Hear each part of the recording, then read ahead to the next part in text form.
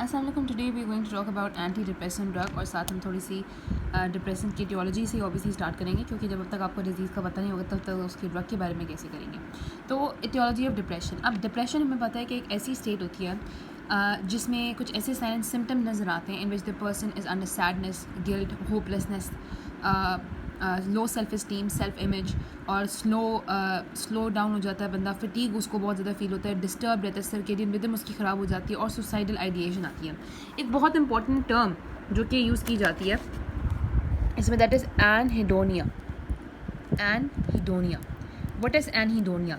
Anhedonia जो हो जाता है डिप्रेशन में, it actually means inability to seek pleasure from pleasurable things. जैसे हम किसी बंदे को कहते हैं कि भाई आपकी लॉटरी निकल आई है, अगला बंदे को कोई फील ही नहीं होता, ठीक है, उसको पता ही नहीं चलता, वो कोई रिएक्ट ही नहीं करता उसको, बल्कि रिएक्ट के बजाय वो जो उसका डिप्रेस मूड है वो उसी सैड मूड में रहता है। दैट इज़ एनहेडोनिया, इनएबिलिटी और being able to not being able to experience pleasure out of normally pleasurable things, ठीक है। तो ये सारी चीज़ें तो हमें एक डिप्रेशन के बंदे में नजर आ रही होती है। डिप्रेशन की थोड़ी बहुत टाइप्स की बात करें तो एंडोजेनस होते हैं, एक्सोजेनस डिप्रेशन होते हैं, यूनिपोलर बाइपोलर भी होता है। एक्चुअली यूनिपोलर बाइपोलर होता है और यूनिपोलर के अंदर आपके पास एंडोजेनस डिप्रेशन आता है। एंडोजेनस और एक्सोजेनस में ये डिफरेंस है कि एक्सोजेनस डिप्रेशन किसी भी इन्वायरमेंटल स्टिमुलाई की वजह से होता है, जबकि जो एंडोजेनस डिप्रेशन होता है ना, उसकी बायोकेमिकल वजूहत होती हैं। अब उसकी क्या क्या वजूहत हो सकती हैं? 3 मेन हाइपोथेसिस हैं जो कि डिप्रेशन के बारे में हमें बताते हैं। एक आपको होता है न्यूरोट्रॉपिक हाइपोथेसिस। ये कहते हैं कि आपके पास डिप्रेशन जो है वो ब्रेन ड्राइव न्यूरोट्रॉपिक फैक्टर की कमी की वजह से होता है। एक होता है मोनोमाइन हाइपोथेसिस। अब ये थोड़ा सा लंबा सा हाइपोथेसिस है, लंबा चौड़ा सा। ये कहता है कि जो आपके नॉरएपिनेफ्रिन और सेरोटोनिन होते हैं, ये इस पॉइंट पे लिखा हुआ है यहाँ पे, ठीक है, ये जो आपके पास होता है ना, ये इन्वॉल्व होते हैं हमारे पाथवेज में जो कि हमारे एक्सप्रेशन कर रहे होते हैं, मूड को एक्सप्रेस कर रहे होते हैं। तो जब ये न्यूरोट्रांसमीटर्स ही उस पाथवे से ख़त्म हो जाएंगे जहाँ पे मूड एक्सप्रेस हो रहा होता है, तो वहाँ पे मूड नहीं एक्सप्रेस होगा और बिल्कुल एक डिप्रेसिव स्टेट आ जाएगी। अब कुछ ऑब्वियसली ऐसे पॉइंट्स हैं जो कि इस थ्योरी को फेवर कर रहे हैं कि भाई हाँ, जो ड्रग्स इन दोनों को, यानी कि इन दोनों को वाकई जो ड्रग्स इन दोनों के लेवल्स को इंक्रीज़ करती हैं वो भाई डिप्रेशन तो रिलीव करती हैं, लेकिन इस पॉइंट के काफ़ी सारे डीमेरिट्स हैं। मतलब इस वाले हाइपोथेसिस के काफ़ी ज़्यादा ऐसी चीज़ें जो कि इसके पॉइंट इन डिक्लाइन है, जिसमें यह कि जैसे पोस्टमार्टम जो स्टडी की गई उन लोगों में यानी कि जिनकी डेथ हो गई थी इसकी वजह से, डिप्रेशन की वजह से, तो उनमें अभी भी जो नॉरएपिनेफ्रिन और हिस्टामिन लेवल है वो कहते हैं कि वो आपके पास it does not do not reveal decrease in the brain level, ठीक है ना। फिर ये है कि बहुत एंटी डिप्रेशन ड्रग है जो कि ये तो विद इन आवर्स खत्म हो जाती है, जबकि जो क्लिनिकल रिस्पॉन्स होता है वो तो विद इन वीक्स आता है, ठीक है। फिर इसके अलावा एवेंचुअली बहुत सारी एंटी डिप्रेशन ड्रग ऐसी होती है जो कि डाउन रेगुलेशन कर देती है मोनोमाइन ये अमाइन ट्रांसपोर्टर्स की। फिर बिप्रोपान एक ड्रग है जिसका वो कहते हैं कि मिनिमल इफेक्ट होता है on the brain norepinephrine and 5-HT। Otherwise bupropion एक NDRI है, यानी कि नॉरएपिनेफ्रिन डोपामिन रीअपटेक इनहिबिटर है। ये ब्रेन ड्राइव न्यूरोट्रॉपिक फैक्टर वो भी इन्वॉल्व होता है इसमें। और लास्ट में बात की, जब हम क्रॉनिक यूज़ करते हैं एंटी डिप्रेशन को, जो आपके ग्लूटामेट जो रिसेप्टर्स होते हैं वो भी कम हो जाते हैं, यानी कि ग्लूटामेट की भी कहीं ना कहीं डिप्रेशन में इन्वॉल्वमेंट है। तो ये इसके हाइपोथेसिस के ऐसे पॉइंट जो कि इसके आगे पीछे घूमते हैं। और रोल ऑफ न्यूरोएंडोक्राइन फैक्टर्स ही होता है। कहा यह जाता है कि आपके पास जो आपके हाइपोथैलेमिक पिट्यूटरी एक्सेस अगर ख़राब हो जाता है, या थायराइड फंक्शन ख़राब हो जाता है, थायराइड हार्मोन की प्रॉब्लम आ जाती है, या जो सेक्स स्टीरॉइड्स हैं उनकी अगर प्रॉब्लम आ जाती है, तब भी न्यूरो एंडोक्राइन यानी कि आपके ये डिप्रेशन हो सकता है, ठीक है। फॉर एग्जाम्पल आपके पास जो सेक्स स्टीरॉइड्स है, एस्ट्रोजन है, एस्ट्रोजन जब पोस्ट मेनोपॉजल और पोस्टपार्टम जो है उससे जो एस्ट्रोजन के लेवल कम होते हैं तो डिप्रेशन होने के चांसेस बढ़ जाते हैं। इसी तरह से मेल्स में जब टेस्टोस्टेरोन कम हो जाता है तभी डिप्रेशन बनने के चांसेस जो है वो हो जाते हैं। हम चलते हैं इसकी क्लासिफिकेशन पे। क्लासिफिकेशन इसकी बहुत ज़्यादा है, ठीक है। इसमें अब आपके पास यहाँ पे आपको पता है कि जितने भी ड्रग हैं आपके पास दिए हुए हैं, काफ़ी ज़्यादा ड्रग्स दिए हुए हैं, तो हम यहाँ से भी रिव्यू करेंगे और यहाँ पे भी एक अच्छी साइड दी हुई है। सबसे पहले यहाँ पे जो ओल्डेस्ट है वो तो कहते हैं कि मोनोमाइन ऑक्सीडेज इनहिबिटर्स है, ठीक है। तो सबसे पहले जो आपके पास ड्रग हुए थे वो थे monoamine oxidase inhibitors. Monoamine oxidase inhibitors जो है ना वो आपके पास 2 तरह के होते हैं, बल्कि 3 तरह के होते हैं अगर हम देखे जाए तो, ठीक है। मोनोमाइन ऑक्सीडेज इनहिबिटर्स जो है देयर ऑफ एक्चुअली 3 टाइप्स। एक तो आपके पास आ जाएगी ना monoamine oxidase inhibitors, monoamine oxidase inhibitors. एक होते हैं जो कि आपके पास MOA सेलेक्टिव होते हैं। मोनोमाइन ऑक्सीडेज ए आपको पता है कि ये होता है लिवर में, इंटेस्टाइन में, और साथ ये प्रेजेंट होता है नर्व एंडिंग्स में, और ये मेटाबलाइज कर रहा होता है नॉरएपिनेफ्रिन को, और साथ ये कर रहा होता है 5 हिस्टामिन को भी कर रहा होता है, बाज़ जगह कहा होता है कि डोपामिन को भी कर रहा है, और साथ ये टायरामिन को मेटाबलाइज करता है। Tyramine is an indirectly acting sympathomimetic drug. फिर आपके पास यहाँ पे होता है मोनोमाइन ऑक्सीडेज जो कि मोनोमाइन ऑक्सीडेज बी के लिए सिलेक्टिव होते हैं। जो बी के लिए आपको पता है कि जो मोनोमाइन ऑक्सीडेज, ये मैं सिलेक्टिव की बात कर रही हूँ। बी जो है वो आपको पता है कि ये ब्रेन में और आपके लिवर में होता है, और साथ और भी जगह पे होता है, ब्रेन में होता है, लिवर में होता है, और एक जगह पे होता है। तो ये जो है ना वो मेनली सिर्फ डोपामिन को मेटाबलाइज कर होता है। फिर कुछ होते हैं जो कि नॉन सिलेक्टिव होते हैं। नॉन सिलेक्टिव है जो कि दोनों को ही क्या करेंगे, इनहिबिट करेंगे। अब जो मोनोमाइन ऑक्सीडेज एक इनहिबिटर्स होते हैं उसमें 2 इंपॉर्टेंट ड्रग है। एक आपका मोक्लोब्लेमाइड एंड यू हैव दी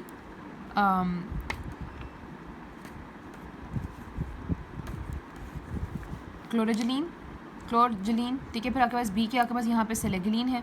सेलेगिनिन आपको पता है ये हमने यूज़ किया था पार्किंसोनिज्म में यूज़ करते हैं। और फिर आपके पास जो नॉन सेलेक्टिव है ना, ये आपके पास एक्चुअली ये दोनों नॉन सेलेक्टिव ही हैं, ठीक है, ये कोई इतने खास यहाँ पे है नहीं, ठीक है। ठीक है, नॉन सेलेक्टिव में आ जाएगा यहाँ पे ट्रेनाइल साइप्रोमीन, और आ जाएगा आइसोकार्बोक्सियाजिड, और एक यहाँ पे एक और भी था, खैर फिनाइल खैर, ठीक है, आपके पास ये ड्रग्स होते हैं। तो इसमें आपको ये बताना चाहिए कि 3 तरह के ड्रग्स हैं, जिसमें से हम यहाँ पे डिप्रेशन में मोनोमर ऑक्सीडेज ए के यहाँ पे यूज़ करते हैं। एक्चुअली जो ये वाले ड्रग्स होते हैं ना, ये रिवर्सिबल होते हैं, तो क्योंकि रिवर्सिबल हम कहते हैं reversible inhibitors of monoamine oxidase, इसको हम यहाँ पे रीमा भी कहते हैं। मोक्लोबिमराइड एंड क्लोरोजिनिन के बारे में हमने रखना है कि ये रिवर्सिबल, ये रीमा होता है, साथ ये मोनोअमाइन ऑक्सीडेज के लिए सेलेक्टिव होते हैं। नॉन सेलेक्टिव में आपके पास यहाँ पे ट्रांससाइक्लोप्रोमीन और आइसोकार्बोक्सिलेज आ जाते हैं।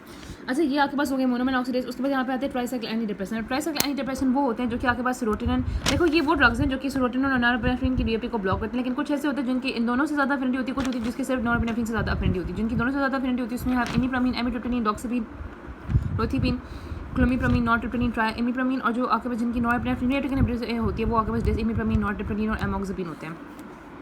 इनकी हम थोड़ी इंपॉर्टेंट बात कर लेते हैं। जैसे आपको बताना चाहिए जो एमिट्रिप्टोनिन होती है ना, इसके बारे में बहुत इंपॉर्टेंट है ये कि आपके पास ये न्यूरोपैथिक पेन और माइग्रेन में यूज़ होती है खास तौर पे। क्लोमिप्रामीन के बारे में ये बहुत इंपॉर्टेंट बात है कि स्पेसिफिक है सेरोटोनिन के लिए, और ये ऑब्सेसिव कंपल्सिव डिसऑर्डर में काफ़ी फ्रीक्वेंटली यूज़ होती है।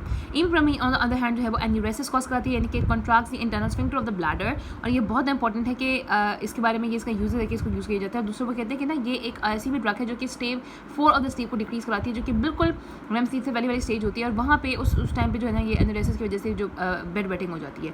और जो डॉक्सिपिन है, डॉक्सिपिन का आपको बताना चाहिए कि ये आपके पास एक सेडेटिव है, उसमें आपके पास ट्राइसाइक्लिक एंटी डिप्रेशन क्यों पेक्यूलियर है, क्योंकि इनमें ना ये इस रिएप्टिक ट्रांसपोर्टर्स को ब्लॉक करने के अलावा इनमें alpha blocking activity, masculine blocking activity और हिस्टामिन ब्लॉकिंग एक्टिविटी भी होती है। तो डॉक्सिपिन के पास ये तीनों की दोनों एक्टिविटीज़ होती हैं, और ये काफ़ी ज़्यादा जो है ना एडवर्स इफेक्ट में इन्वॉल्व होता है, लेकिन इसके साथ साथ ये जो है एंजाइटी डिसऑर्डर में, अल्सोप्राइटिस में यूज़ भी होता है। सिमिलरली हम बात करें थोड़ी सी नॉरएपिनेफ्रिन वाले की, तो डेसिमिप्रामीन जो है ये इस लिहाज से बहुत इंपॉर्टेंट है कि ये आपके पास लीस्ट सेडेटिव और लीस्ट एंटीकोलिनर्जिक है, और एल्डरली पेशेंट में यूज़ होता है, ईटिंग डिसऑर्डर में यूज़ होता है, और ये मोस्ट पोटेंट है नॉरएपिनेफ्रिन के लिए। जो आपका अमोक्सिपिन है वो ब्लॉक करता है D2 ब्लॉकर को, और एज एन एंटीसाइकोटिक क्या करता है। जो नॉरट्रिप्टोनिन होता है वो भी एलएलडी में यूज़ होता है, और आपके उसमें यूज़ होता है कार्डियक डिजीज़ के पेशेंट में, प्रोराइटिस में यूज़ होता है। एक और ड्रग होती है ऑक्साप्रोटिलीन, एक और ड्रग होती है ऑक्साप्रोटिलीन होती है, एक होता है मैप्रोटिलीन, एक्साप्रोटिलीन है और मैप्रोटिलीन है। तो ये भी दो ड्रग्स है जो कि नॉरएपिनेफ्रिन के लिए ज़्यादा सिलेक्टिव होती हैं। उसमें जो ऑक्साप्रोटिलीन होती है ना, वो एक ऐसी ड्रग है जो कि मोस्ट नॉरएपिनेफ्रिन सिलेक्टिव है। आगे हम एंड पे देखेंगे कि कौन सी सिलेक्टिव है, कौन सी इंपॉर्टेंट है, क्योंकि एमसीक्यूज़ में आ जाते हैं। फिर आ जाते हैं एसएसआरआई में आपके पास फ्लॉक्सिटीन, फ्लुवोक्सामिन, सर्ट्रिलिन, पेरोक्सिटीन, एसिटालोप्राम और सिटालोप्राम है। और उसके बाद यहाँ पे आ जाते हैं हेटेरोसाइक्लिक एंटी डिप्रेशन है, उसको यहाँ पे बाम से रख लो, एमोक्सिपिन, बुप्रोपियोन एंड मिट्राजिपिन है। फिर आपके पास यहाँ पे होता है सेरोटोनिन, नॉरएपिनेफ्रिन इनहिबिटर्स, उसमें यहाँ पे डिलॉक्सिटीन है और वेनलाफेक्सिन है। फिर आपके पास सिर्फ सेरोटोनिन एंटेगनिस्ट होते हैं, ये जो होते हैं उसमें यहाँ पे नेफाजोडोन है और ट्रेजोडोन है। और फिर आपके पास ये आ जाते हैं जो एसएसआरआई है, और ये कुछ आते हैं एटिपिकल एंटी डिप्रेशन, उसमें आती है mianserin, mirtazapine, trazodone, bupropion, tianeptine and you have this amphetamine भी है, वो भी इसी में आ जाता है। अब थोड़ा इनका मेटाबॉलिज्म देख लेते हैं कि आपके पास जो मियांसेरिन होता है ना, ये आपके पास ब्लॉक कर रहा होता है अल्फा-2 रिसेप्टर्स को, ठीक है। जो एफ्लाटोन प्रीसिनेप्टिक, जो मिट्राजिपिन होता है वो भी अल्फा-2 को ब्लॉक करता है, प्रीसिनेप्टिक ये प्रीसिनेप्टिक 5-HT2A को भी ब्लॉक करता है, जिसकी वजह से वो नेगेटिव फीडबैक इनहिबिशन में इन्वॉल्व होता है, तो इसकी वजह से सेरोटोनिन के लेवल बढ़ जाते हैं, और ये H1 रिसेप्टर को भी ब्लॉक करता है, जिसकी वजह से मिट्राजिपिन बहुत ज़्यादा सेडेटिव होता है। ट्रेजोडोन भी बहुत ज़्यादा सेडेटिव है, क्योंकि ट्रेजोडोन भी जो है वो आपके पास हिस्टामिन रिसेप्टर ब्लॉकिंग में इन्वॉल्व है। इसके अलावा लेकिन हमने कहा था कि ट्रेजोडोन जो है वो ब्लॉक कराता है सेरोटोनिन की डीएप्टेक को, और वो सेरोटोनिन जो आपके पास 5-HT2A होता है उसी को ब्लॉक कराता है, जो हमने इसमें पढ़े थे। कि उसके बाद ब्लूप्रोपियोन में बता दें कि एनडीआरआई होता है। टेनेप्टन बहुत इंपॉर्टेंट है, टेनेप्टन इस लिहाज से इंपॉर्टेंट है कि बाकी सारी जो ड्रग है वो सेरोटोनिन की डीएप्टेक को, यानी कि डीएप्टेक जो है उसको डिक्रीज करें। ये ऐसा ड्रग है जो कि सेरोटोनिन के डीएप्टेक को एनहांस कर रहा है, साथ ही ग्लूटामेट मॉड्यूलेशन में इन्वॉल्व होता है, और ये BDNF पे भी थोड़ा सा अफेक्ट करता है, ठीक है। तो ये थोड़े इनके थोड़े जो है वो मैकेनिज्म थे। अब हमने जो है वो इन ड्रग्स के बारे में बात कर ली, एटिपिकल के बारे में हम बात करी। अब हम चलते हैं आगे ट्राइसाइक्लिक एंटी डिप्रेशन के बारे में, कि भाई ये जो होते हैं इनमें 3 रिंग न्यूक्लियस होता है, इनकम्प्लीटली एब्जॉर्ब होते हैं, और यहाँ पे जो है ना वो इनका हाई फर्स्ट पास इफेक्ट होता है, और इनकी जो है वो कुछ ऐसी ड्रग्स होती है जिनके एक्टिव मेटाबॉलिट भी होते हैं, जैसे फ्लॉक्सिटीन, लेकिन इनकी जो है वो एक्टिव मेटाबॉलिट भी कुछ हद तक होते हैं, और यही इनके बारे में लिखा होता है। इनकी जो हाफ लाइफ होती है वो 8 से 36 आवर होती है। बीडीन का बहुत ज़्यादा होता है, ठीक है, और हाफ लाइफ इनकी जो है वो 8 से 36 आवर होती है। वंस डेली आप इसको डोज के फॉर्म में देते हो। और एमिट्रिप्टोलिन और इमिप्रामीन जो है वो एक्टिव मेटाबोलाइट्स बनाते हैं, और जो नॉरट्रिप्टोलिन और डेसिमिप्रामीन है, नॉरट्रिप्टोलिन एंड डेसिमिप्रामीन रिस्पेक्टिवली, ठीक है। यानी कि एमिट्रिप्टोलीन नॉरट्रिप्टोलीन का यानी कि एमिट्रिप्टोलीन का टैबलेट नॉरट्रिप्टोलीन है और इमिप्रोमिन का डेसिमिप्रोमिन है, तो इनके एक्टिव टैबलेट्स वगैरह भी होते हैं। अब इनके बारे में एक और बहुत इंपॉर्टेंट बात जो आपको दोनों की पता होनी चाहिए, मैकेनिज्म तो हमें पता ही है, वो ये है कि आपके पास मैकेनिज्म ये है दोनों का कि नॉरपेनिफ्रिन के इनहिबिटर को ब्लॉक करते हैं, लेकिन इसके अलावा और भी मैकेनिज्म को ब्लॉक कर रहे होते हैं। लेकिन आप देखते हैं कि टीसी की जो इफेक्ट आने के लग जाता है 4 वीक्स। क्यों? एक्चुअली आपके पास जितने भी एंटी डिप्रेसर हैं उनके इफेक्ट्स आने में एटलीस्ट इतना टाइम लग ही जाता है। नंबर 1 क्योंकि आपको पता है कि एक्चुअली प्लास्टिक चेंजेस आने होते हैं, न्यूरल प्लास्टिसिटी में चेंज आना होता है, आपके पास जेनेटिक जो है ना वो जेनेटिकली चेंज आना होता है, आपके पास जीन एक्सप्रेशंस बनी होती है, there is increase in the gene expressions, receptor up regulation का होना होता है। देखो आपके पास यहाँ पे एक नर्व टर्मिनल है, यहाँ पे आके हमने क्या करना है कि हमने उसकी रीएप्टिक को ब्लॉक करना है। तो यहाँ पे एक्चुअली होता है कि रिसेप्टर्स आहिस्ता आहिस्ता रीएप्टिक को जब ब्लॉक करते हैं तो रिसेप्टर्स आहिस्ता आहिस्ता जो है उसको सेंसिटाइज होते हैं। तो ये जो आपके पास प्लास्टिक चेंजेस आते हैं इनको टाइम लगता है, ठीक है, क्योंकि हमें जीन एक्सप्रेशन इंक्रीज करनी होती है, प्लास्टिक चेंजेस आ रहे होते हैं तो उसको अपना टाइम लगता है। यही वजह है कि जिसकी वजह से 4 वीक्स एटलीस्ट ट्राइसाइक्लिक डिप्रेशन के अफेक्ट आने में लग जाते हैं। अब इसमें आपके पास यहाँ पे वही उन्होंने बता दिया कि आपके पास जिनका नॉरपेनेफ्रिन पे ज़्यादा इफेक्ट है वो डेसिमिप्रोमिन और डेसिमिप्रोमिन और ट्रोप्रोटिप्लिन, और जिनका आपके पास सोल्ट्रेन पे वो डॉक्सीपिन और एमिट्रिप्टोलीन है, जिनका सोल्ट्रेन पे ज़्यादा इफेक्ट है वो तो हमने बता दिया था। अब अपने रखना है कि जो एसिड ड्रग्स नालों को एमिट्रिप्टोलीन, क्लोमिप्रोमिन, डॉक्सीपिन, इमिप्रोमिन, इनका जो है आपके पास इन दोनों की एंटी मस्कुलिन प्रॉपर्टी भी है और एंटी हिस्टामिनिक प्रॉपर्टी भी इन सब की है, यानी कि सेडेशन भी सबने कॉज करानी है, मस्कुलिन इफेक्ट भी सबका होगा, ठीक है। उसके बाद हम जाते हैं अल्फा एड्रेनर्जिक ब्लॉकेट पे कि ये आपके पास अल्फा एड्रेनर्जिक ब्लॉकेट के मिनी पोस्टल हाइपरटेंशन से रिफ्लेक्स टैकीकार्डिया होता है। और अब यहाँ पे एक्शन पे आ जाता है। नॉर्मल पीपल में जो आपके पास होता है ना ये ट्राइसाइक्लिक एंटी डिप्रेशन, अभी हम सिर्फ ट्राइसाइक्लिक एंटी डिप्रेशन की बात करते हैं कि नॉर्मल पीपल के अंदर ये क्लमजीनेस, स्लीपीनेस और difficulty in concentrating, unsteady gait और अनप्लेजेंट फीलिंग वगैरह कराते हैं। लेकिन जो डिप्रेस पीपल होंगे उनमें बस स्टार्ट में थोड़ी सी सेडेशन होगी और 2 से 3 हफ्ते बाद जो है वो इफेक्ट्स आना शुरू हो जाएंगे। और अब ये आपको ध्यान रखना है कि जो क्लोमिप्रोमिन है वो कन्वर्जन प्रोड्यूस करते हैं, जो एमिट्रिप्टोलीन और इमिप्रोमिन है वो रेस्पिरेटरी सेंटर को डिप्रेस करते हैं। सीरियस में आप देखोगे तो आपको पता है कि एंटीकोलिनर्जिक ब्लॉकेट के फीचर्स होते हैं, क्योंकि यहाँ पे अल्फा ब्लॉकेट के फीचर्स आते हैं। अल्फा ब्लॉकेट में हाइपरटेंशन हो जाती है और उस वजह से टैकीकार्डिया हो जाता है पोस्टल हाइपरटेंशन से, साथ ईसीजी में टी वेव सप्रेशन हो जाती है, एरिथमियास की वजह से हो जाते हैं, क्योंकि कंडक्शन टाइम डिक्रीज हो जाता है, जिसकी वजह से नॉरपेनेफ्रिन की वजह से भी और एंटी मस्कुलिन इफेक्ट की वजह से भी। टॉलरेंस जो एंटीकोलिनर्जिक हाइपरटेंसिव इफेक्ट है वो ग्रेजुअली डेवलप करती है और फिजिकल डिपेंडेंस होती है, तो उसमें मैलेज यहाँ पे सारी चीज़ होती है। अब यहाँ पे थेरेपेटिक यूजेज बहुत ज़्यादा इंपॉर्टेंट है। इसको मेजर डिप्रेशन में यूज़ किया जाता है, बाइपोलर डिप्रेशन में यूज़ किया जाता है, ऑब्सेसिव कंपल्सिव डिसऑर्डर में यूज़ किया जाता है, एंजाइटी डिसऑर्डर में यूज़ किया जाता है, न्यूरोपैथिक पेन में यूज़ किया जाता है, ADHD में यूज़ किया जाता है, एन्यूरेसिस में, माइग्रेन में, प्रोराइटिस में क्योंकि एंटी इन्फ्लेमेटरी होता है, यूरिनरी इंकॉन्टिनेंस में क्योंकि आपके पास एंटी मस्कुलिन का इफेक्ट है, साइकोफोबियास में, पैनिक डिसऑर्डर में, पोस्ट ट्रॉमेटिक स्ट्रेस डिसऑर्डर में, स्किज़ोअफेक्टिव डिसऑर्डर में, बाइपोलर अफेक्टिव में भी यूज़ किया जाता है, स्किज़ोफ्रेनिक डिसऑर्डर में भी एंटी साइकोटिक को एज एन एंटी यूज़ किया जाता है। अब इसके जो एडवर्स इफेक्ट है वो ज़्यादा अच्छे जो है वो यहाँ पे मैं आपको दिखाती हूँ। अच्छा, ये बहुत अच्छा टेबल है। इमिप्रोमिन हमने बताया था कि एन्यूरेसिस में यूज़ होती है, एमिट्रिप्टोलीन मेनली न्यूरोपैथिक पेन और माइग्रेन में यूज़ होती है, और क्लोमिप्रोमिन मेनली ऑब्सेसिव कंपल्सिव डिसऑर्डर में यूज़ होती है, और जो आपके पास डॉक्सीपिन होती है वो गैड में, पेप्टिक अल्सर में, प्रोराइटिस में यूज़ होती है, ठीक है। अच्छा, अब इनके एडवर्स इफेक्ट ना आपने इस तरह से रखना है कि अल्फा ब्लॉकेट की वजह से क्या एडवर्स इफेक्ट आते हैं, मस्कुलर ब्लॉकेट की वजह से क्या एडवर्स इफेक्ट आते हैं, H1 ब्लॉकेट की वजह से क्या एडवर्स इफेक्ट आते हैं। इस तरीके से आसान जो है ना वो हो जाएगा रखना। अल्फा ब्लॉकेट की वजह से जाहिर सी बात है आपके पास जो है ना वो अल्फा रिसेप्टर जब ब्लॉक हो जाएंगे तो वेसोडाइलेशन होगी, ऑर्थोस्टैटिक हाइपरटेंशन होगी, फिर उसकी वजह से डिजीनेस होगी, रिफ्लेक्स टैकीकार्डिया होगा, एंजाइना भी प्रेसिपिटेट हो सकता है, एरिथमिया भी प्रेसिपिटेट होते हैं। मस्कुलर ब्लॉकिंग की वजह से एंटीकोलिनर्जिक में blurring of the vision, constipation, dryness, urinary tension और precipitation of glaucoma, narrow angle glaucoma specially and BPH. ये ब्लॉकेट की वजह से sedation, increase appetite, weight gain, cardiac arrhythmias भी इसकी वजह से हो सकते हैं, ठीक है। कार्डियक में हमने कहा था कि तो आपको पता है ना कि अल्फा रिसेप्टर ब्लॉकेट की वजह से होता है। दूसरा, ये डिप्रेशन करता है कार्डियक कंडक्शन की, इस वजह से भी डायरेक्टली कार्डियक कंडक्शन की डिप्रेशन करके भी जो है ना ये आपके पास कार्डियक टॉक्सिसिटी कॉज करता है। फिर सेक्सुअल डिस्फंक्शन, अच्छा रखना है कि सेक्सुअल डिस्फंक्शन जो है वो ट्राइसाइक्लिक एंटी डिप्रेशंस का और आपकी जो SSRI का एक कॉमन एडवर्स इफेक्ट है, जबकि ट्राइसाइक्लिक एंटी डिप्रेशन का अमोनोमेन ऑक्सीडेज इनहिबिटर का एक कॉमन एडवर्स इफेक्ट है सीजर्स, लेकिन SSRI भी सीजर्स कॉज करा सकती हैं। अच्छा, सेक्सुअल डिस्फंक्शन जिसमें इरेक्टाइल डिस्फंक्शन एंड गैस्मिया होता है, ठीक है। उसके बाद यहाँ पे सेरोटोनिन सिंड्रोम, अच्छा सेरोटोनिन सिंड्रोम हमने कहा था कि जब हम ट्राइसाइक्लिक एंटी डिप्रेशंस को एक्चुअली यहाँ पे सेरोटोनिन सिंड्रोम जो है ना वो मेनली आपके पास होता है SSRI के साथ और आपके मोनोमेर ऑक्सीडेज इनहिबिटर्स के साथ, ठीक है। लेकिन सेरोटोनिन सिंड्रोम में ये होता है कि आपके पास एक्सेस सेरोटोनिन हो जाती है, वो आगे जाके बढ़ते हैं। फिर यहाँ पे क्या होता है कि सीजर थ्रेशोल्ड में जब डिक्रीज हो जाता है इसकी वजह से, जिसकी वजह से एपिलेप्सी प्रेसिपिटेट कर जाती है और can precipitate the manic behaviour in the patient with the bipolar depression. और जब इसकी टॉक्सिसिटी होती है तो टॉक्सिसिटी में हमने इसके 4 पॉइंट्स रखने हैं कि नंबर 1 तो इसकी वजह से हमने कहा था कि एजिटेशन, डिलीरियम, यहाँ पे आपने इसे रखना है, agitation, delirium, neuromuscular irritability, conversion और कॉमा होता है। नंबर 2 आपके पास रेस्पिरेटरी डिप्रेशन, सर्कुलेटरी कोलैप्स होता है। उसके बाद नंबर 4 कार्डियक कंडक्शन इफेक्ट्स तो बहुत इंपॉर्टेंट है जो इसमें यहाँ पे हो जाता है, उससे एडमिया, और आपके पास आपने ये नहीं भूलना जो 3 C's होते हैं, कॉमा, कन्वर्जन और कार्डियक टॉक्सिसिटी। अब इनको ट्रीट करने के लिए हम यहाँ पे जो है ना वो ट्रीटमेंट करते हैं। ट्रीटमेंट में इसकी इस तरह से करते हैं कि आप इसकी कॉमा के लिए मतलब यहाँ पे जो है ना वो बहुत ज़्यादा सीजर्स जब आते हैं तो सीजर्स के लिए हम यहाँ पे ऑब्वियसली अल्प्राजोलम वगैरह देते हैं। पैरेक्सिया के लिए हम यहाँ पे इसको टेम्परेचर कम करने के लिए एंटीबायोटिक ड्रग्स देते हैं। एसिडोसिस के लिए बाइकार्बोनेट पोटेशियम क्लोराइड दिए जा सकते हैं। एरिथमिया के लिए लाइडोकेन दिया जा सकता है, ठीक है। तो ये सारे ड्रग्स जिसको यहाँ पे देते हैं। अब इंटरेक्शन जो है वो यहाँ पे इसके काफ़ी ज़्यादा इंपॉर्टेंट है TCA के, तो हम अच्छा यहाँ पे इसके अलावा रखें कि अल्कलाइजेशन ऑफ यूरिन करते हैं सोडियम बाइकार्बोनेट से, और यहाँ पे फाइसोसिग्मिन देते हैं क्योंकि एंटीकोलिनर्जिक इफेक्ट बहुत ज़्यादा आ रहे होते हैं, तो यहाँ पे कोलिनर्जिक ड्रग देते हैं ताकि इसके इफेक्ट जो है वो कम किया जा सके। अब जो है वो मान जाते हैं इसके इंटरेक्शंस पे, तो इसकी इंटरेक्शंस भी काफ़ी ज़्यादा इंपॉर्टेंट है कि जो है अच्छा, इसके यहाँ पे मैं बताइए कि ट्रीटमेंट में हमने कहा था गैस्ट्रिक के बाद करते हैं रेस्पिरेटरी सपोर्ट, आईवी फ्लूइड्स और बैलेंस मेंटेन करते हैं। और सर यहाँ पे वही हो गया, हमने डायज़ेपाम दीनी कन्वर्जन के लिए प्रोपेनोल और लिग्नोकेन देते हैं, ठीक है, उसके लिए आपके एरिथमियास के लिए बाइकार्बोनेट देते हैं, सिरोसिस के लिए और फाइजिस्टिमिन एंटीकोलिनर्जिक इफेक्ट को रिवर्स करने के लिए, ठीक है। अब यहाँ पे इंटरेक्शन बहुत इंपॉर्टेंट है। इस टीसीए की फार्माकोकाइनेटिक भी होती है, फार्माकोकाइनेटिक है फेनाइटोन, फेनाइलबुटेनोल, एस्पिरिन एंड टीसीए को डिस्प्लेस कर देती है प्लाज्माटीन से। जो फिनोबार्बिटोन होती है वो इसके मेटाबॉलिज्म को इंड्यूस करी होती है, जो कि जो कार्बामेज़ेपिन है वो इनहिबिट करी होती है। एसएसआरआई भी इसके मेटाबॉलिज्म को इनहिबिट करी होती है और एसएसआरआई और कार्बामेज़ेपिन दोनों उसको टॉक्सिक लेवल से क्लीन कर जाती हैं। अब ये बहुत इंपॉर्टेंट है फार्माकोडायनामिक इंटरैक्शंस। एक तो अपने रखना है कि आपके पास कुछ चीज़ें यहाँ पे मेंशन नहीं भी हैं, लेकिन इंपॉर्टेंट बात यह है कि आपके पास जो टीसीएस होती है वो पोटेंशिएट करी होती है the effect of the directly acting sympathomimetic, जबकि वो इनहिबिट करी होती है the effect of the indirectly acting सिम्पैथोमैटिक।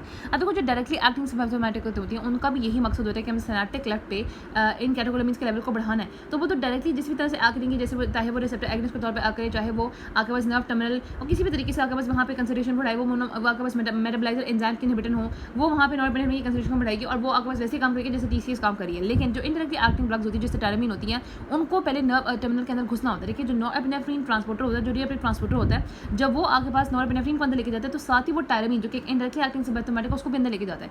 जब तक वो टायरामीन अंदर नहीं जाएगी तो अंदर जाके वो उससे कैटेकोलमीन्स नहीं बनेंगे और कैटेकोलमीन का इंक्रीज रिलीज नहीं होगा। तो यानी कि अगर फॉर एग्जाम्पल हम टीसीए को इनडायरेक्टली एक्टिंग सिम्पैथोमैटिक के साथ देते हैं तो उसका अफेक्ट एंटागोनाइज हो जाएगा, क्योंकि आपके पास टीसीए तो वैसे ही रिएप्टिक को ब्लॉक करनी है, रिएप्टिक को ब्लॉक करिए ताकि वहाँ पे वहीं रहे, तो आपके पास कैटेकोलमीन भी वहीं पे रहेगी और टायरामीन भी वहीं पे रहेगी, जिससे अंदर जाके आपके पास कैटेकोलमीन के लेवल्स को बढ़ाना था, ठीक है। उसके बाद अब यहाँ पे जो है ना एक और इंटरेक्शन यहाँ पे ये होती हैं कि आपके एडिटिव इफेक्ट इनका होता है, जो बेंजोडाइजेपिन से ओपियोइड्स हैं, बार्बिट्रेट्स हैं, क्योंकि ये भी सीएनएस डिप्रेशन में इन्वॉल्व होती हैं। दूसरे यहाँ पे पढ़ना कि जो आपके पास ग्वानाथरीन होती है ना, ये हमने कहा था कि ये ग्वानाथरीन के भी ब्लॉक यानी कि उसके ट्रांसपोर्ट को भी ब्लॉक कर दी है सिम्पैथेटिक नर्व, जिसकी वजह से इसके एंटी हाइपरटेंसिव इफेक्ट को भी रिवर्स कर देती है। इवन के ये anti hypertensive effect of the methyl norepinephrine जो कि अल्फा मिथाइल डोपा का मेटाबोलाइट होता है, क्लोनिडीन को भी रिवर्स कर देती है, जिसकी वजह से ये भी बहुत इंपॉर्टेंट इसकी फार्माकोडायनामिक इंटरैक्शन आ जाती है, ठीक है। वही उसके अलावा मोनोमेन ऑक्सीडेज इनहिबिटर्स के साथ हाइपरटेंसिव क्राइसिस होता है। अब वो किस होता है आपको पता है कि आपके पास मोनोमेन ऑक्सीडेज इनहिबिटर्स ने भी अमाइन को मेटाबलाइज नहीं होने देना और अमाइन की कंसंट्रेशन को बढ़ाना है और उन्हें भी बढ़ाना है। तो जब अमाइन की कंसंट्रेशन बहुत ज़्यादा बढ़ जाती है तो हाइपरटेंसिव क्राइसिस हो जाती है, क्योंकि अमाइन तो एक सेक्रेटरी है, इनको हार्ट को स्टिमुलेट करना है, तो ब्लड प्रेशर बहुत ज़्यादा बढ़ जाता है इनकी वजह से, ठीक है। और बाकी आपको पता है एंटीकोलिनर्जिक की वजह से एडेड एंटीकोलिनर्जिक इफेक्ट्स आ जाते हैं, ठीक है। और यही हो गया। अब हम आ जाते हैं एसएसआरआई पे। जो एसएसआरआई होती है उसमें यहाँ पे फ्लॉक्सिटीन, पेरोक्सिटीन, सर्टेलिन वगैरह होती हैं। आपको पता है इनके यहाँ पे ये है कि इनकी जो हाफ लाइफ होती है ना वो आपने रखना है कि 18 से 24 आवर्स होती हैं और इनकी भी एक्टिव मेटाबॉलाइट्स होते हैं। फ्लॉक्सिटीन का बहुत इंपॉर्टेंट एक्टिव मेटाबॉलाइट होता है और फ्लॉक्सिटीन में से प्रोटोटाइप होती है यहाँ पे ड्रग, ठीक है। और उसके बाद हमें रखना है कि आपके पास ये ब्लॉक कर दी होती है सेरोटोनिन की ब्लॉक, क्योंकि सिलेक्टिवली सिर्फ सेरोटोनिन रिसेप्टर को ब्लॉक करती है। इनको यहाँ पे यूज़ किया जाता है मेजर डिप्रेशन में, एंजाइटी डिसऑर्डर में, ऑब्सेसिव कंपल्सिव डिसऑर्डर में, पोस्ट ट्रॉमेटिक स्ट्रेस डिसऑर्डर में, बुलिमिया में, जो कि ऐसा ईटिंग डिसऑर्डर जिसमें लार्ज अमाउंट ऑफ फूड बंदा खाता है, उसके बाद यहाँ पे जो है वो वोमिटिंग हो जाता है या फिर वो लग्जरी यूज़ करता है। इसके अलावा भी इनको यूज़ किया जाता है in general anxiety disorder, in panic disorders, जितने भी, क्योंकि आपने रखा है कि सेरोटोनिन जो है ना वो आपके एक्चुअली एंजाइटी का जो है ना क्या नाम है, एंजाइटी का न्यूरोट्रांसमीटर होता है, ठीक है। तो कहा यह जाता है कि एंजाइटी में कम हो जाता है, लेकिन ऐसे सारे जो है ना वो थोड़ी सी पेक्युलर है, क्योंकि एंजाइटी को रिलीव भी करनी है, लेकिन इसकी वजह से लो डोज में जैसे हम देते हैं ना, जिसकी वजह से एंजाइटी होती भी है, जिसकी वजह से जब हम एसएसआई को स्टार्ट करते हैं तो एसआरआई के साथ हम यहाँ पे अल्प्राजोलम देते हैं, और जब वो बंदा जो है वो ऑब्वियसली डिप्रेशन उसका रिलीव हो जाता है, फिर हमारे साथ अल्प्राजोलम को जो है वो टेपर ऑफ करते रहते हैं। इसके अलावा इसको यूज़ किया जाता है इन दी जिटेरिनस एक इनवॉलेंटरी मूवमेंट होती है न्यू बॉर्न्स में, उसमें भी हम यहाँ पे स्टार्ट करते हैं लो डोज से और उसमें इंजेक्शन थेरेपी बेंजोडाइजेपिन के साथ करते हैं। और उसको हम यहाँ पे इरेक्टाइल डिस्फंक्शन में भी यूज़ करते हैं, क्योंकि जो फ्लॉक्सिटीन होती है ना वो आपके पास कॉज करा दी होती है सेक्सुअल डिस्फंक्शन, ठीक है। तो इरेक्टाइल अगर उसको यूज़ करते हैं प्री मैच्योर एजैकुलेशन में, कि अगर कोई प्री मैच्योर एजैकुलेशन हो रही है तो इसमें यहाँ पे सेक्सुअल डिस्फंक्शन कॉज करने में यहाँ पे फ्लॉक्सिटीन यूज़ करते हैं, ठीक है। ये एसएसआरआई हमने बता दिया कि इसके यहाँ पे यूजेस हो गया। फिर हमने कि इसका अच्छा ये बहुत इंपॉर्टेंट हो गया, क्योंकि इसकी कोई एंटीकोलिनर्जिक एडवर्स नहीं है, कोई सेडेशन और वेगी नहीं है, कोई प्रोपेंसिटी सीजर अरिथमिया की भी आपके पास एसआरआई की कम है, ठीक है। तो एरिथमिया की यहाँ पे आप रखना है कि इसकी प्रोपेंसिटी जो है वो सीजर्स की कम होती है, आपके पास टीसीएस का और मोनोमेन ऑक्सीडेज इनहिबिटर्स का सीजर्स कॉज करने का ज़्यादा होता है। सेक्सुअल डिस्फंक्शन यहाँ पे लगना यहाँ पे होता है, ठीक है, सेक्सुअल डिस्फंक्शन होता है। और बाकी ये अफेक्ट क्यों नहीं होता है, क्योंकि ये हिस्टामिन और मस्कुलिन ड्रग्स को ब्लॉक नहीं करते। अब जो साइड इफेक्ट उसमें यहाँ पे ब्रोन फ्रैक्चर, एकाथीसिस, सुसाइडल एडिशन और ये सारी लिखी हुई है। साइड इफेक्ट में आप देख सकते हैं कि सबसे पहले हमने कहा था कि इसकी वजह से आपके पास जैसे लेते हैं ना तो इसकी वजह से nausea, headache, anxiety, agitation, insomnia, sexual dysfunction होता है। साथ ही ईपीएस एक्स्ट्रापिरामिडल सिम्पटम लगता है, जिसमें इक्थीरिया, डिस्काइनेरिया, डिस्टोनिक रिएक्शन आते हैं। कार्डियक इफेक्ट आते हैं, क्योंकि जो सिटालोप्राम है उसकी वजह से हमें आप रखें कि क्यूटी प्रोलॉन्गेशन हो जाती है। और withdrawal syndrome has been prescribe, इसकी वजह से एक विड्रॉल होता है जो कि जिसमें आपके पास नोजिया, डिजीनेस, एंजाइटी, ट्रेमर होता है। इसके अलावा इसी की वजह से सेरोटोनिन जितनी भी ड्रग्स होती है जो सेरोटोनिन के लेवल को बढ़ाती है, जैसे ब्रोक्सिज्म होता है, नाइट ग्राइंडिंग होती है, फोटोसेंसिटिविटी भी होते हैं और फ्रैक्चर्स भी होते हैं और सेक्सुअल डिस्फंक्शन तो होता ही है, ठीक है। बाकी आपको बताना चाहिए कि आगे पास इनमें ड्रग्स में इंटरेक्शन बहुत ज़्यादा होती है। जो फ्लॉक्सिटीन होती है वो इनहिबिट करी होती है CYP2D6 को, और CYP जो है ना वो 2D6 को 3A4 को जो फ्लोक्सिबिन होती है वो A12 2D6 को, और आपके पास यहाँ पे और भी ड्रग्स होती हैं, लेकिन अपने जो है ना फ्लोक्सिबिन अपने इनहिबिशन की वजह से प्लाज्मा लेवल ऑफ द डेक्स्ट्रोमेटोरफॉन, पेप्रोनाफोल और टमोक्सिबिन के लेवल को बढ़ा देता है, TCS को भी, ठीक है। और सिटालोप्राम आपको पता है कि इसकी इंटरेक्शन जो है वो सबसे कम है। फिर सेरोटोनिन सिंड्रोम क्या है, अब देखो हमने कहा था कि जब भी कम हम SSRI को मोनोमेरिक ऑक्सीडेज इनहिबिटर्स के साथ देते हैं, तो आपको पता है कि इन दोनों केसेस में क्योंकि SSRI सिर्फ सेलेक्टिवली सेरोटोनिन के लेवल को ब्लॉक करनी है, रीअपटेक को ब्लॉक करनी है, और ये उनके मेटाबॉलिज्म को ब्लॉक करनी है, तो इसकी वजह से एक ऐसा सिंड्रोम होता है जिसमें सबसे पहले there's muscle rigidity and myoclonus, there's a hyperthermia, cardiovascular instability और marked CNS stimulatory effect होते हैं इंक्लूडिंग सीजर्स। और ये आपने रखना है कि इसमें कौन कौन सी ड्रग्स इसके साथ अगर हम देखते हो सकता है, मोनोमेरिक ऑक्सीडेज इनहिबिटर्स के साथ भी हो सकता है, TCS के साथ भी हो सकता है, डेक्स्ट्रोमेथोर्फैन के साथ भी हो सकता है, मेप्रोडीन के साथ भी हो सकता है, जिसका मेटाबोलाइट SSRI के तौर पर और सेंट जॉन्स वॉर्ट की वजह से हो सकता है। इवन जो एक्सट्रेसिव ड्रग्स होती है MDMA उसके साथ भी हो सकता है। इसमें आप ट्रीटमेंट में रखो ABCD रखो। ए से रखना है कि एंटी सीजर ड्रग्स में वहाँ पे देते हैं वैल्पोरेट देते हैं, क्योंकि यहाँ पे सीजर्स हो रहे होते हैं, CNS बहुत हद तक सर होते हैं, एंटी सीजर ड्रग वैल्पोरेट देते हैं। साथ 20 से रखना है कि यहाँ पे हम ब्लॉकेज देते हैं सेरोटोनिन की, जिसमें यहाँ पे सिप्रोहेप्टेडीन है, और यहाँ पे बेंजोडाइजेपीन्स भी देते हैं जो कि क्वाइटनिंग और एंटी एंजाइटी इफेक्ट होता है। हम बीटा आपने यहाँ पे रखना है कि आपने एक्चुअली सी जो है ना वो आपके पास A-B में आपने रखना है बेंजोडाइजेपीन, और B-C बीटा ब्लॉकर रखना है जो कि टेकेकार्डिया और पैल्पिटेशन को करे होंगे, और C से आपने सिप्रोहेप्टेडीन रखना है जो कि एक सेरोटोनिन ब्लॉकर है, और D से आ जाएगा डेंटोलिन जो कि मसल रिलैक्सेशन में यहाँ पे यूज़ होगा। तो ये आपने SSRI के यहाँ पे साइड इफेक्ट आ जाएंगे। फिर हमने सेरोटोनिन बाद के केस में यहाँ पे 2 सेरोटोनिनर्जिक ड्रग एक साथ देते हैं, तो आप देखिएगा अब हम आ जाएगा SNRI पे। SNRI जो है वो भी आपके पास बहुत अच्छी ड्रग्स है। अच्छा, यहाँ पे हम बात करते हैं कुछ हेट्रोसाइक्लस की, तो ये आगे बच्चे जितने भी होते हैं ना SNRI और यहाँ पे सेरोटोनिन एगोनिस्ट, ये हेट्रोसाइक्लस होते हैं, ठीक है। And pharmacokinetic of most of these agents are similar to the TCA, और जो नेफाजोडोन है, जो ट्रेजोडोन होते हैं, उनकी एक्सेप्शन लेकिन यहाँ पे बहुत कम होती है। मोनोमेरिक ऑक्सीडेज आगे हम देखेंगे, आपको पता है कि इसमें हमने बता दिया कि फेनाजिन होती है, ट्राइनसाइप्रोमीन होती है जो कि एम्फेटामिन्स को रिलेटेड होती है, और ये आपके पास मेटाबॉलिज्म को इनहिबिट कर रही होती हैं। इसमें से जो tranylcypromine it is the fastest onset में होती है, लेकिन इसका एक्शन जो है ना सिर्फ 1 वीक तक रहता है, जो कि आपको पता है कि 2 से 3 वीक तक बाकी सबका रहता है, और हमने टाइप A और टाइप B का भी डिफरेंट बता दिया था, ठीक है। और यहाँ पे कुछ अलग से ड्रग्स होती है, वो कहते हैं कि केटामिन, क्योंकि केटामिन ग्लूटामेट के रिसेप्टर को ब्लॉक करती है, तो केटामिन को भी जब हम सिंगल डोज IV देते हैं तो ये भी बाज़ हमें एंटी डिप्रेशन एक्शन में यहाँ पे काम आती है। अब ऐसे इसमें यहाँ पे वेनाफ्लेक्सिन, डेसवेनाफ्लेक्सिन और डुलोक्सिडीन है। इसमें देखा कि जो वेनाफ्लेक्सिन होती है ना ये, अच्छा यहाँ पे इन सब की क्या प्रॉपर्टीज़ है, इन सब की प्रॉपर्टीज़ हैं कि ये रैपिड एक्शन होती है, इनकी वजह से मिनिमल सेक्सुअल डिसफंक्शन होता है, उनकी वजह से लेस अल्फा हिस्टामिन और यहाँ पे मस्कुलिन ब्लॉकिंग इफेक्ट होता है, ठीक है। सिर्फ एक एडवर्स इफेक्ट है, वो ये है कि आप इनको एब्रप्टली स्टॉप नहीं करना, थोड़े से इनकी जो है यहाँ पे अगर देखेंगे कि एडवर्स रिएक्शन भी है, ठीक है। और यहाँ पे कॉशन है यहाँ पे रीनल और हेपेटिक डिजीज जो अच्छा ये कहाँ पे यूज़ होती है, हमने कहा कि आपके पास डिप्रेशन में, कौन सी डिप्रेशन में, रिफ्रैक्टरी डिप्रेशन में ये यूज़ होती है, जिसमें कोई और ट्रीटमेंट हो रहा है, क्रॉनिक पेन में। इसके अलावा वो डिप्रेशन जिसमें कोई पेशेंट आता है पेन के साथ, जैसे न्यूरोपैथिक पेन के साथ आ गया है, मसल पेन के साथ आ गया है, बैक एक के साथ आ गया है, फाइब्रोमाइल्जिया में इसको यूज़ करते हैं, मेनोपॉज सिम्पटम इसको यूज़ करते हैं। साइड इफेक्ट में यहाँ पे एंटीकोलिनर्जिक सेडेशन हाइपरटेंसिव है। इसके अलावा हमने कहा था कि आगे जो वेनाफ्लेक्सिन होती है वो खास यूज़ होती है जिसमें डिप्रेशन प्लस एंजाइटी डिसऑर्डर हो, जो डुलोक्सिडीन है वो होती है इन दी डिप्रेशन विद न्यूरोपैथिक पेन, खासतौर पर डायबिटिक न्यूरोपैथी में, स्ट्रेस इनकॉन्फिडेंस में भी यूज़ होती है। और इसमें अगर कि डुलोक्सिडीन जो है ना सिर्फ इसका है कि लिवर डिसफंक्शन ही कॉज कराती है, ठीक है। उसके बाद आ जाते हैं मोनोमेरिक ऑक्सीडेज इनहिबिटर्स में, तो आइसोकार्बोक्सिलेट फेनाजिन सैकरीन होती है। इसमें आपको पता है कि आपके पास जो हमने बताया था कि वो इन तीनों को मेटाबोलाइज करी होती है, एंडोस्टाइन में, पेनिफिलम में, एनेक्स में जो B होती है वो मेटाबोलाइज करती है डोपामिन को, तो उसको तो यहाँ पे इसका काम नहीं होता, ठीक है। इसमें यहाँ पे ये होती है नॉन सेलेक्टिव, जो कि मेनली इसको यहाँ पे मेटाबोलिज्म को इनहिबिट करी होती है, ठीक है। इसमें आपको पता है कि एक चीज़ रिएक्शन क्या होता है, अच्छा बात है कि जितने भी जो चीज़ होती है या फिर बियर होती है या रेड वाइन होती है, इनमें होता है टायरामिन। टायरामिन अगेन वो ये इंडायरेक्टली एक्टिंग सिम्पैथोमिमेटिक, ठीक है। तो नॉर्मली आपको पता है कि जब आप यहाँ पे टायरामिन हम देते हैं तो हमारे लिवर में, इंटेस्टाइन में जाता है, टायरामिन हम खाते हैं तो, और वहाँ पे तो मोनोमेरिक ऑक्सीडेज प्रेजेंट होते हैं जो कि इसको मेटाबोलाइज कर देता है। लेकिन जब हम इन चीज़ रिएक्शन के साथ, यानी कि हम हमारा खाना भी खा रहे हैं और हम मोनोमेरिक ऑक्सीडेज इनहिबिटर्स वाली ड्रग्स भी खा रहे हैं, तो वो तो आपके पास क्या करेगी, देखो हम यहाँ पे बात करें, जैसे मैं A की बात करूँ कि जो मोनोमेरिक ऑक्सीडेज A की सिलेक्टिव ड्रग्स है, ठीक है। ए सिलेक्टिव कौन सी है, यहाँ पे मोक्लोबेमाइड थी और क्लोरोगिलीन थी। तो इनको जब हम देंगे ना तो वो क्या करेंगे कि हमने खाना भी खाया है, अब ये हमने इसके इनहिबिटर दिए होते, तो टायरामिन मेटाबोलाइज नहीं होगा, जब टायरामिन मेटाबोलाइज नहीं होगा तो ये नर्व टर्मिनल के अंदर जाके बहुत ज़्यादा कैटेकोलामिन का रिलीज करेगा, इंडायरेक्टली एक्टिंग सिम्पैथोमिमेटिक ही है ना, उसकी वजह से आपके पास एक हाइपरटेंसिव रिएक्शन हो जाएगा, हाइपरटेंसिव क्राइसिस हो जाएगा, हाइपर एड्रेनर्जिक क्राइसिस हो जाएगा, जिसको हम यहाँ पे चीज़ रिएक्शन कहते हैं। इसमें ऑब्वियसली फेंटोलामिन यूज़ करते हैं जो कि अल्फा ब्लॉकर होती है, लेकिन आपने देखा कि ये नॉन सेलेक्टिव जो होते हैं ड्रग्स, जिसमें यहाँ पे ट्राइनाइलसिप्रोमीन है, आइसोकार्बोक्सिलेट, उनके साथ कम होगा, क्योंकि वो जो नॉन सेलेक्टिव है वो तो कॉम्पिटिटिवली इनहिबिट कर रहे हैं। जैसे टायरामिन की कंसंट्रेशन ज़्यादा बढ़ जाएगी तो वो आपके पास एंजाइम को जो उन्होंने यहाँ पे इनहिबिट किया हुआ इनहिबिशन खत्म हो जाएगी, ठीक है। ये बोल रखना है। सेरोटोनिन सिंड्रोम हम बता चुके हैं कि आपने यहाँ पे जो है ना वो आपने किस वजह से होता है, बस आपने इसके क्वेश्चन याद रखना है कि आपने कभी भी, एक तो ये है कि साथ वर्क नहीं लेनी, दूसरा आपने ये भी नहीं करना कि बिल्कुल आपने एमओ को जैसे डिसकंटिन्यू किया वैसे आपने SSRI स्टार्ट करी, क्योंकि मैंने अगर बताया था कि जिस तरीके से ड्रग के इफेक्ट को डेवलप करने में 2 हफ्ते लगते हैं, एटलीस्ट ड्रग के इफेक्ट को खत्म होने में भी 2 हफ्ते लगते हैं, तो आपने 14 डेज का या 10 डेज का एटलीस्ट वेट करना है, फिर आपने नेक्स्ट ड्रग को स्टार्ट करना है, ठीक है।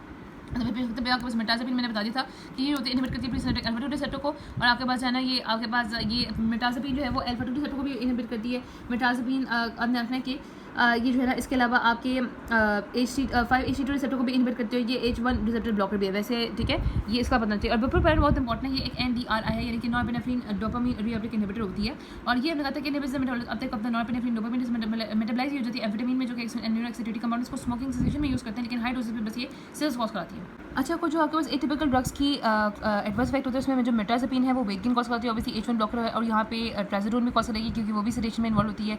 एमॉक्सिबिन, मेप्रोटिलिन, मेट्राजोपिन और ट्राइजोडोन जो है ऑटोनोमिक इफेक्ट्स भी होते हैं। एमॉक्सिबिन जो है वो आपके पास हमने कहा था क्योंकि डोपामिन ब्लॉकर है, एक चीज़ है पार्किंसनिज्म भी प्रोड्यूस कराती है। विप्रोपायरॉन जो है उसके एडवर्स इफेक्ट में anxiety, agitation, dizziness, tremor, aggravation होती है, और यहाँ पे हाई डोज सीजर्स तो बहुत इंपॉर्टेंट है, ये नहीं आपने बोला। बाकी सीजर और कार्डियोटॉक्सिसिटी दोनों कॉज कराता है एमॉक्सिबिन और मेप्रोटिलिन, ठीक है। मैंने फिक्सिन आपने रखना है कि हमने कहा था कि पहले कोई एडवर्स नहीं, लेकिन बस थोड़ा सा होता है कि डोज डिपेंडेंट इंक्रीज करती है ब्लड प्रेशर में, और सीनियर स्टूडेंट इफेक्ट भी होते हैं, और अगर विड्रॉ करेंगे तो इसमें जो है ना वो आपके पास यहाँ पे सिंगल मतलब डोज मिस करोगे ना तो विड्रॉल सिम्टम आ जाएंगे, ठीक है। दूसरा को पता है कि वो जो नेफाजोलोन होता है ना वो आपके पास एंजाइम इनहिबिटर होता है, किसका मतलब जो वो इनहिबिट करता है ना तो आपके पास किसके लेवल बढ़ जाते हैं, कार्बामेज़ेपिन के, क्लोज़ापिन के, HMG को, रिडक्टेज के और TCS के, और अपना रखा कि जो यही जो आपके पास नेफाजोलोन है हेपेटोटॉक्सिटी से एसोसिएटेड होता है, और जो मोनोमेन डुलोक्सिडीन है वो भी, और जो मोनोमेन ऑक्सीडेज इनहिबिटर्स इनकी यहाँ पे आपके पास यही मेन टॉक्सिटी है कि ये हाइपरटेंसिव क्राइसिस कॉज करेंगे जब इनको हम यहाँ पे हाइपरसिम्पैथोमेटिक ड्रग्स के साथ देंगे, जिसमें आपके पास यहाँ पे ऑब्वियसली यहाँ पे वो भी हो सकती है टायरामीन, लेकिन इसके अलावा यहाँ पे एम्फेटामिन के साथ अगर हम देंगे तो भी प्रॉब्लम हो सकती है, और एफेड्रीन के साथ देंगे तो भी प्रॉब्लम हो सकती है। और अगर हमने कहा था कि आपके पास एनर्जी के साथ नहीं देते तो शॉक और हाइपरटेंशन वगैरह ये वाली चीज़ होती है, ठीक है। अच्छा, कुछ ड्रग्स की यहाँ पे इंपॉर्टेंट बातें बताई हुई है, ये को बताना चाहिए। विप्रोपियन स्मोकिंग सेसेशन में यूज़ होती है, एल्प्राजोलम डिप्रेशन प्लस एंजाइटी में यूज़ होती है, डेक्स्ट्रोएम्फेटामिन ADHD और नार्कोलेप्सी में यूज़ होती है। जो ट्राइजोडोन होती है वो प्राइपिज्म में यूज़ होती है। प्राइपिज्म क्या है, एक डिसऑर्डर है जिसमें आपके पास इस प्रोलॉन्ग एरेटल डिस्ट्रक्शन। अब मैकेनिज्म ये है कि अल्फा ब्लॉकिंग इफेक्ट है, तो अल्फा ब्लॉकिंग की वजह से वेजोडिलेशन होती है, वेजोडिलेशन होती है तो आपके पास यहाँ पे आपको पता है कि वो एक वेजोलेटरी मैकेनिज्म में होता है। और इसके अलावा कार्डिक रिदम भी इसकी वजह से हो सकता है, दोनों ही अल्फा ब्लॉकिंग एक्टिविटी की वजह से होते हैं। नेफाजोलोन हेपेटोटॉक्सिक है, टेनेटोपिन इनहैंस करती है, सेरोटोनिन रीअपटेक को, ये ओनली ड्रग है जो कि इनहैंस करती है सेरोटोनिन रीअपटेक को, साथ यहाँ पे इसका ग्लूटामिनर्जिक ट्रांसमिशन में भी मॉड्यूलेशन करती है, और BDNF में भी इन्वॉल्व होती है। जो मेट्राजोपिन होती है NSSA which is the non adrenergic specific serotonergic anti depressant drug, ठीक है। बाकी इसका मैकेनिज्म आपको याद होगा, मेट्राजोपिन का प्रीसेनारोगी अल्फा 2 को, 5-HTO को और 1A को भी ब्लॉक करी थी। उसके बाद ये भी इनकी ड्रग्स की इंपॉर्टेंट मौजूद है, जो विप्रोपियन होती है ना ये ड्रग। अच्छा, यहाँ पे एक सेरोटोनिन ड्रग रह गई है, सेरोटोनिन भी एक ड्रग होती है, आपको पता है कि ये भी एक सेरोटोनिन आपकी एक ऐसे बता रही है। सेरोटोनिन का रखना है कि ये इंक्रीज करती है फूड के साथ इसकी एब्जॉर्प्शन बढ़ जाती है, और एक्सक्रीशन में इसकी फीस से होती है, और ये GI इंटॉलरेंस कॉज करा देती है, ठीक है। अच्छा, उसमें यहाँ पे जो विप्रोपियन होती है ना वो लीस्ट पोटेंट होती है सेरोटोनिन के लिए, पैराक्सिटीन मोस्ट पोटेंट होती है। जो एसिटाइलोप्राम है वो अपना रखना है कि वो आपके पास मोस्ट सिलेक्टिव है, ठीक है। सबसे ज़्यादा ये सिलेक्टिव होती है, जो एसिटाइलोप्राम होती है वो काफ़ी ज़्यादा सिलेक्टिव होती है इसके लिए।